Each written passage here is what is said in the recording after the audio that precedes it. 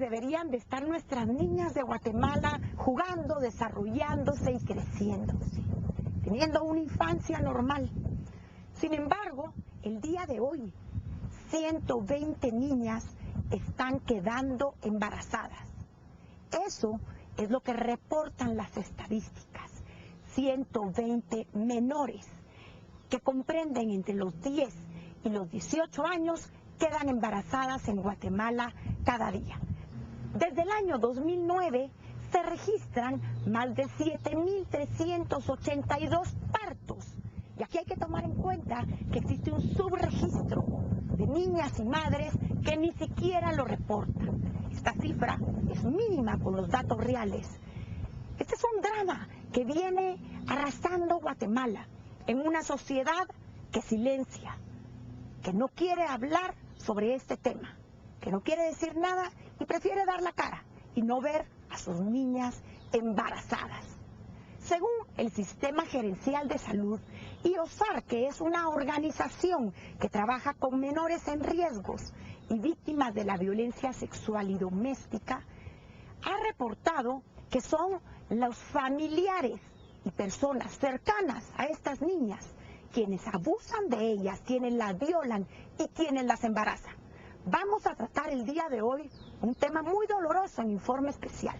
Nos unimos al dolor de estas niñas y le pedimos a usted que sintonice este programa donde usted verá por primera vez las dramáticas estadísticas y la situación tenebrosa de Guatemala, que ha preferido silenciar este tema. Yo soy Silvia Gereda y este es Informe Especial, el primer programa de periodismo e investigación. Quédese conmigo.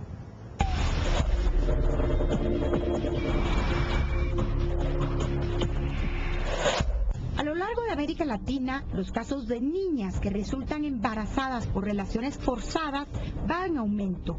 De acuerdo con la Comisión Económica para América Latina y el Caribe, CEPAL, entre 25 y 108 de cada 1.000 jóvenes entre los 15 y 19 años son madres en los países latinoamericanos. La población actual asciende a más de 15 millones de habitantes y el 51% es población femenina. Cerca de la mitad de población, 48%, son niños y niñas adolescentes menores de 18 años.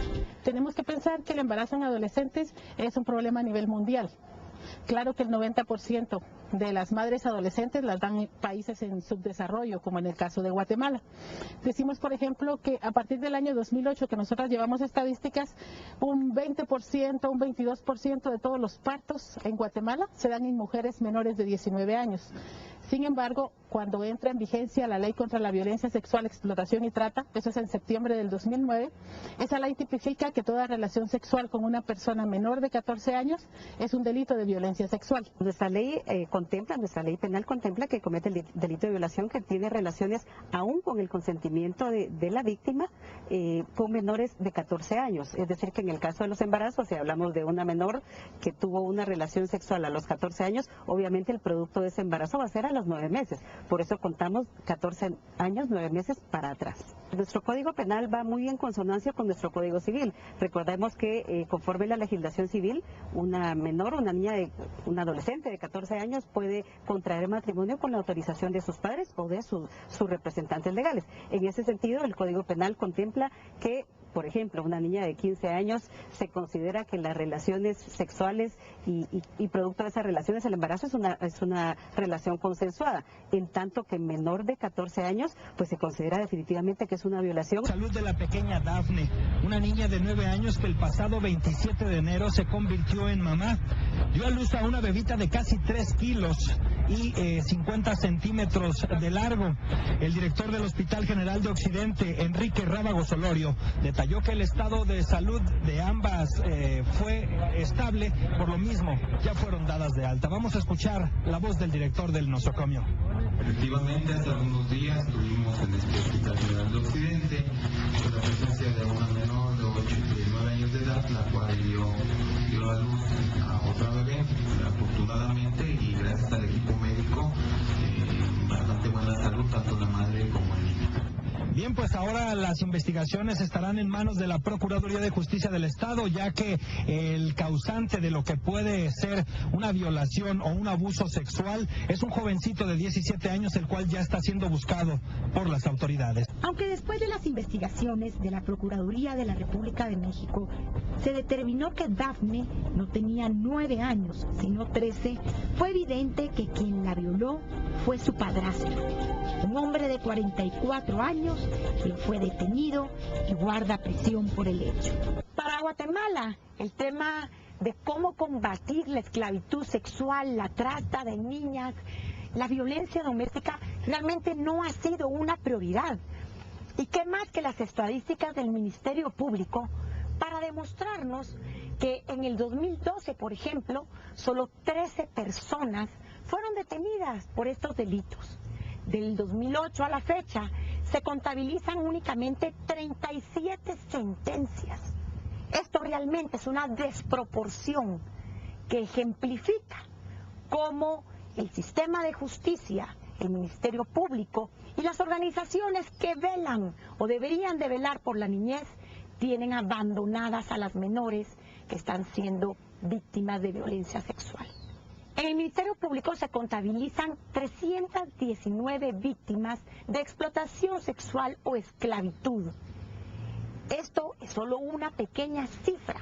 Sin embargo, hay que tomar en cuenta que todas las estadísticas citan que por cada víctima que es rescatada, existen por lo menos 30 que siguen explotadas clandestinamente.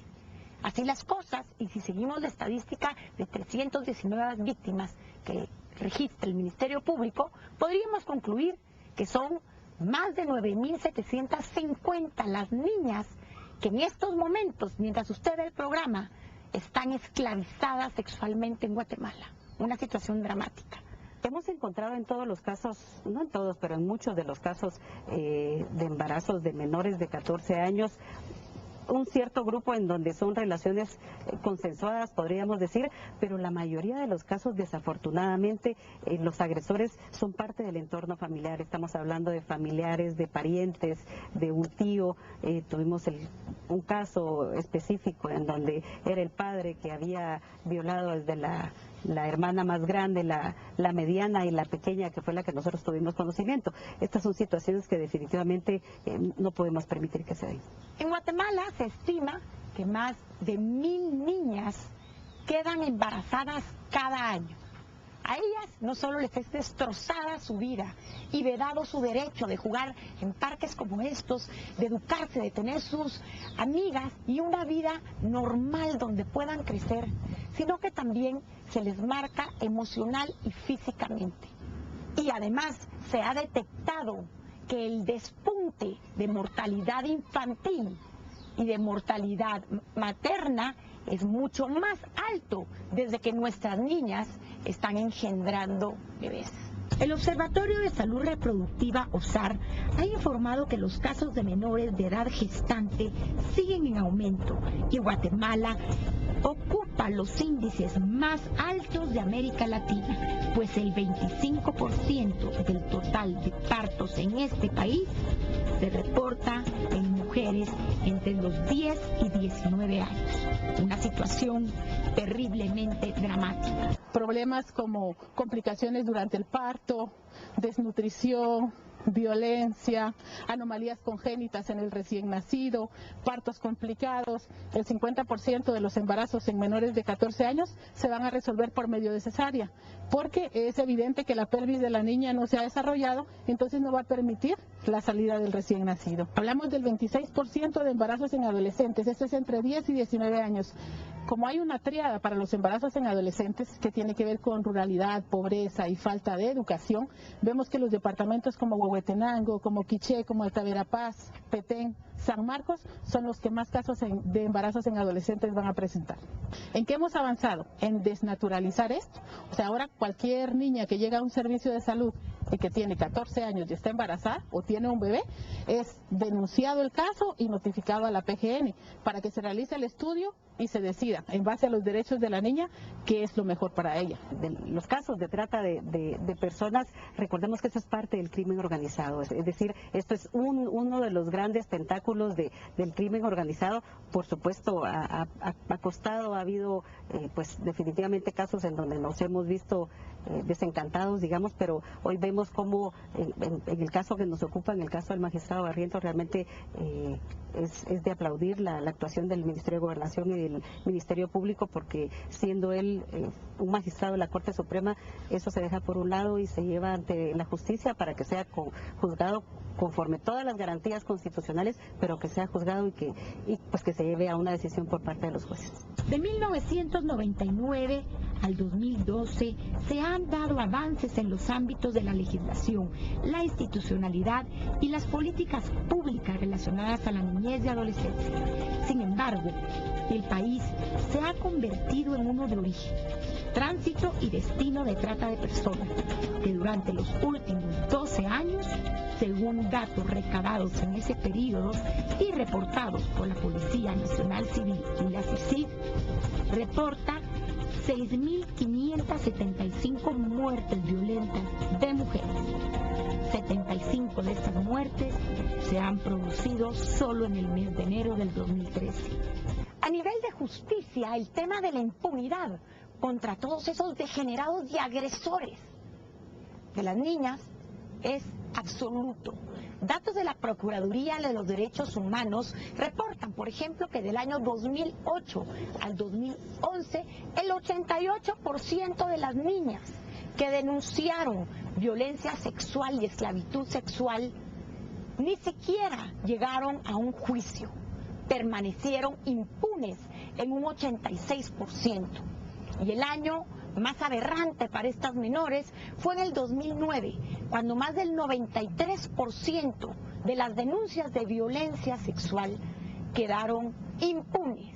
Guatemala todavía es un país donde los hombres que abusan de nuestras menores quedan libres, pueden andar por las calles y no tienen ni siquiera una condena moral. Es vergonzosa esta situación.